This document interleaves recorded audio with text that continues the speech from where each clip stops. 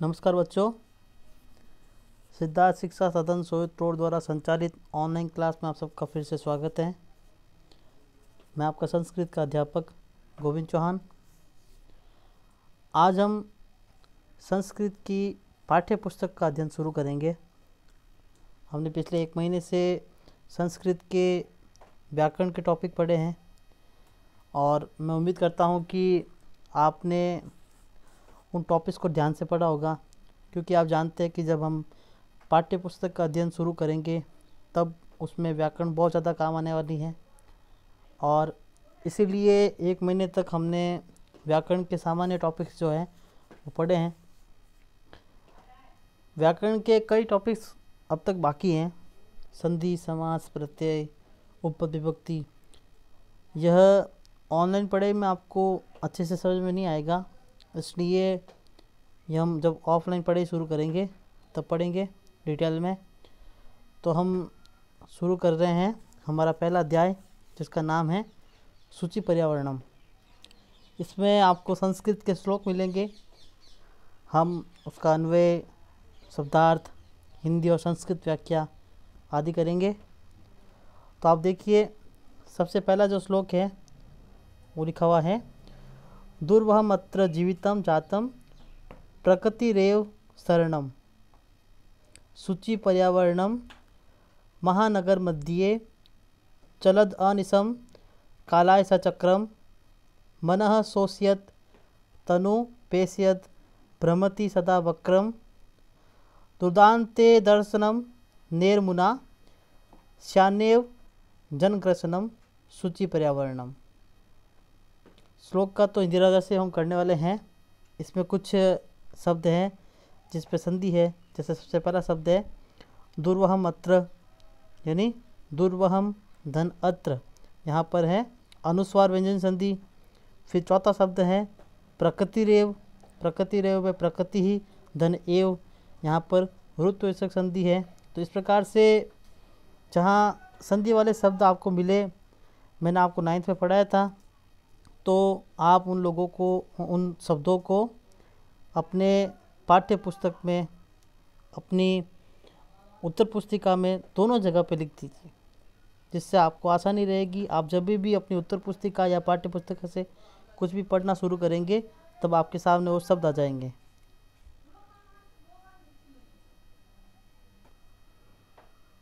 तो अब देखिए अन्वय। अन्वय में श्लोक को थोड़ा सा सरल करके लिखा जाता है, उसी को अन्वय कहते हैं।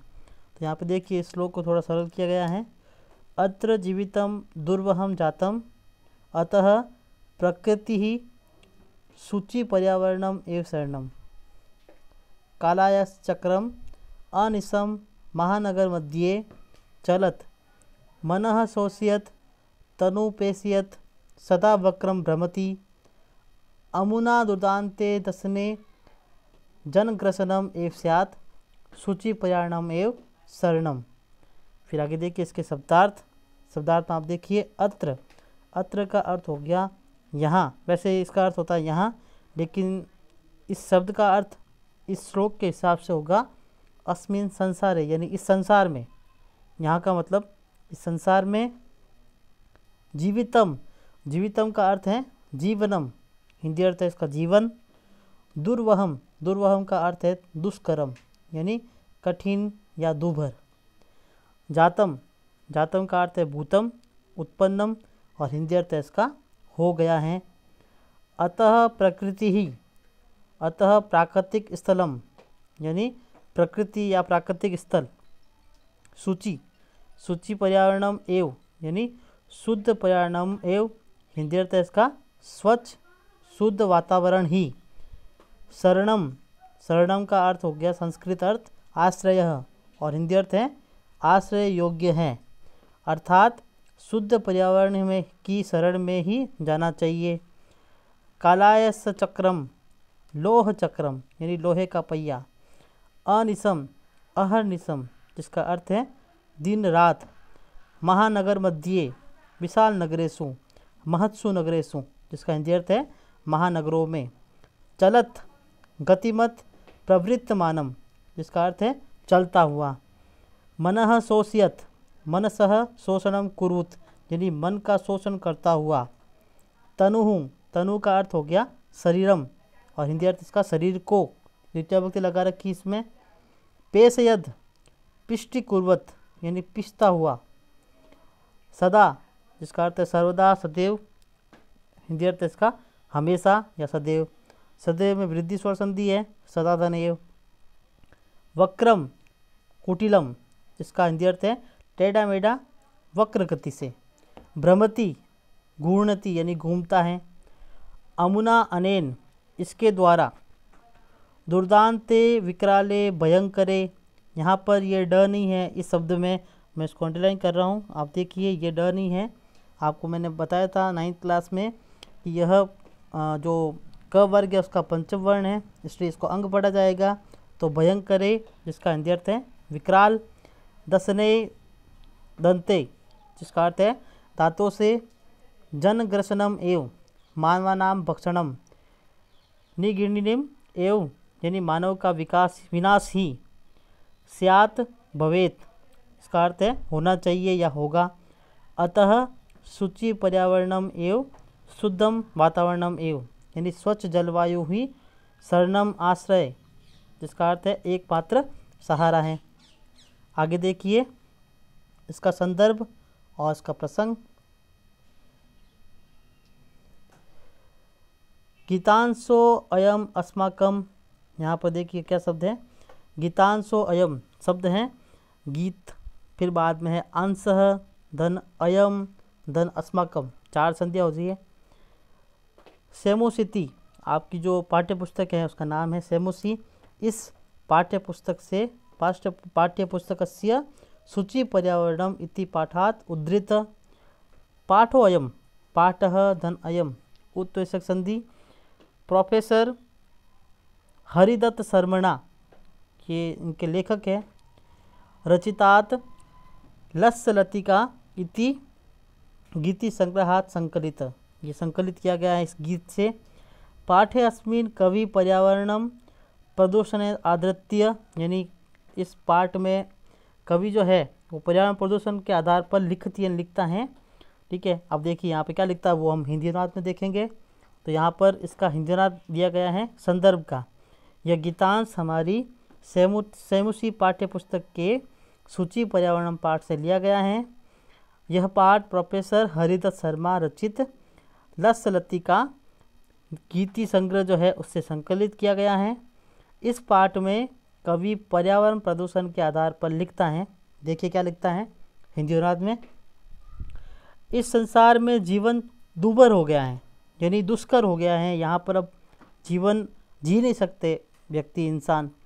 अतः प्रकृति का शुद्ध पर्यावरण ही एकमात्र सहारा है। मतलब हमें अब प्रकृति की शुद्धि करनी पड़ेगी, प्रकृति को शुद्ध करना पड़ेगा, अर्थात शुद्ध पर्यावरण की शरण में ही जाना चाहिए। यह लोहे का पहिया यंत्र जाल दिन रात महानगरों में चलता हुआ, मन का शोषण करता हुआ, शरीर को पीसता हुआ, हमेशा टेढ़ा मेढ़ा वक्र गति से घूमता है। ये जो समय का जो पहिया है, जो यंत्र जाल है, यह महानगरों में चलता है, मन का शोषण करता है, शरीर को पीसता है और हमेशा टेढ़ा मेढ़ा वक्र गति से घूमता है। इसके विकराल दांतों द्वारा मानव का विनाश ही किया जा रहा है या होगा। अतः शुद्ध पर्यावरण की शरण में ही जाना चाहिए, यानी हमें पर्यावरण को वापस शुद्ध करना चाहिए।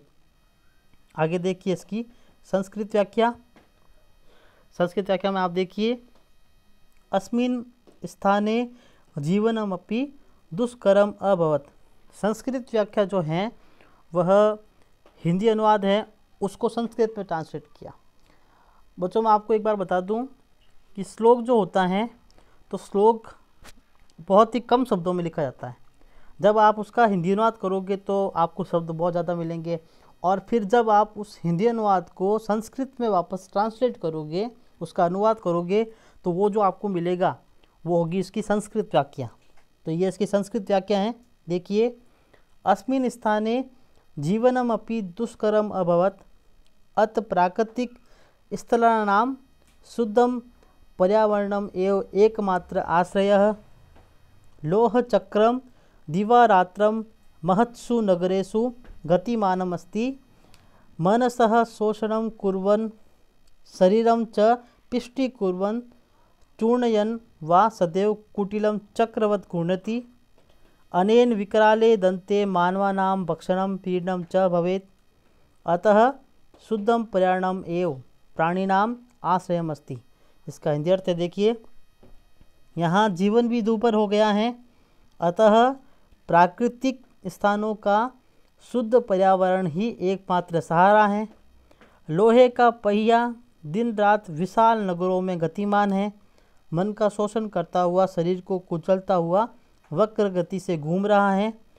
इसके द्वारा विकराल दांतों से मानवों प्राणियों का विनाश न हो, अतः स्वच्छ जलवायु ही एकमात्र सहारा है।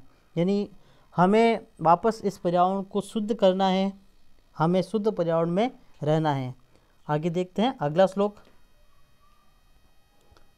तो देखिए बच्चों दूसरा श्लोक, कज्जल मलिनम धूमम मुंचति सतसकटियानां वाष्पयानमाला संधावती वितरन्ति ध्यानम ज्ञानानां पंक्तयो यनंता कठिनम संस्मरणम सूचि पर्यावरणम। यहाँ पे देखिए यनंता जो शब्द हैं, ही धन अनंता, यहाँ पर है ही जिसमें मात्रा छोटी है, धन अनंता, और इसमें यण स्वर संधि है। इसका अन्वय देखते हैं। तो अन्वय देखिए आप, सत शक्तियानाम यानम कज्ज मलिनम धूमम मुंचति ध्वानम वितरन्ति वाष्पयान माला संधावती यानानाम पंक्तयः ही संसरणम कठिनम सूचि पर्यावरणम शरणम। शब्दार्थ देखिए इसका, सत शक्तियानम, सत शक्तियानानाम शतम यानी सैकड़ों मोटर गाड़ियाँ, सैकड़ों मोटर गाड़ियाँ, 100। कज्ज मलिनम धूमम, कज्जलेन मलिनम वाष्प, काजल सा मलिन अर्थात काला धुआं। आप जानती है महानगरों में जो है बहुत ज़्यादा गाड़ियाँ चलती है, सैकड़ों मोटर गाड़ियाँ जो है वो रोड पे चलती है, और उनसे मलिन काला धुआं जो है उत्सर्जित होता है। तो उसके बारे में बात की जा रही है। मुंचती, मुंचती का अर्थ है त्यजती या वमती, यानी त्यागती हैं या छोड़ती हैं या उगलती हैं। ध्वानम, ध्वानम का अर्थ है शोर। वितरंती, वितरंती संस्कृत में है ददाती यानी देती है, हिंदी अर्थ देती या करती हुई। वाष्पयाना नाम लोहपथ गामिना नाम पंक्ति यानी रेलगाड़ियों की पंक्ति। संधावती, निरंतर धावती यानी निरंतर दौड़ रही है। याना नाम वाहना नाम यानी वाहनों की। पंक्ते माला परंपरा यानी पंक्तियाँ। अनंता असीमिता अंतहीना यानी असीमित है। ही अतः इसलिए। संसरणम गमनम संचलनम जिसका अर्थ है चलना। कठिनम संस्कृत में है दुष्करम, दूभर हो गया है, हिंदी अर्थ इसका दूभर हो गया है। सूचि पर्यावरणम शुद्ध वातावरणम यानी शुद्ध पर्यावरण। शरणम आश्रय यानी आश्रय है। अब देखिए इसका संदर्भ, प्रसंग और हिंदी अनुवाद। तो सबसे पहले देखिए संदर्भ और प्रसंग। गीतांशो अयम अस्माकम, आपस वही शब्द है। गीत धन अंशः धन अयम धन अस्माकम। पहले गीत शब्द हैं, फिर बाद में है अंशः। तो गीत में अ आ रहा है, अंश में भी अ आ रहा है, दोनों मिलकर आ बन गए, इसलिए गीता शब्द हो गया यहाँ पे। फिर बाद में अंशः के बाद में था विसर्ग और उसके बाद में आया है अ। तो मैंने आपको उत्तर विसर्ग संधि के अंदर पढ़ाया था कि विसर्ग से पहले भी अ और विसर्ग के बाद में भी अ आए तो विसर्ग का ऊ हो जाता है और उससे पहले वाले अ में वो मिलकर ओ हो जाता है, इसलिए गीतांशो। फिर बाद में अयम शब्द, अयम में म के नीचे हलंत है, उसके बाद अस्माकम शब्द है, तो म के नीचे हलंत है और उसमें अ मिल गया, तो ये हो गया अनुस्वार व्यंजन संधि। तो यहाँ पे देखिए सबसे पहले है दीर्घ स्वर संधि। दीर्घ के बाद में देखो पहले गीतांश, तो उसमें दीर्घ हो गई, फिर विसर्ग था और अयम शब्द था, तो उसमें उत्तर विसर्ग संधि हो गई, और उसके बाद में अयम के बाद में अस्माकम था, यहाँ पर हो गई अनुस्वार व्यंजन संधि। तो सैमुसी इति पाठ्य पुस्तकस्य सूची पर्यावरणम इति पाठात उद्धृत। पाठो अयम, वापस वही सब, पाठः धन अयम उत्प्रेषक संधि प्रोफेसर हरिदत्त शर्मणा रचितात् लस्य लतिका इति गीता संग्रहात् संकलित पाठे अस्मिन् कवि प्रदूषणम आधृत्य कथयति। अब देखिए क्या कहता है, और इससे पहले इस संदर्भ का हिंदी अनुवाद है। यह गीतांश हमारी सेमुसी पाठ्य पुस्तक के सूची पर्यावरणम पाठ से लिया गया है। यह पाठ प्रोफेसर हरिदत्त शर्मा रचित लस्य लतिका गीति संग्रह से संकलित है। अब देखिए इसका हिंदी अनुवाद। सैकड़ों मोटर गाड़ियाँ काजल सा मलिन धुआं अर्थात काला धुआं छोड़ती हैं।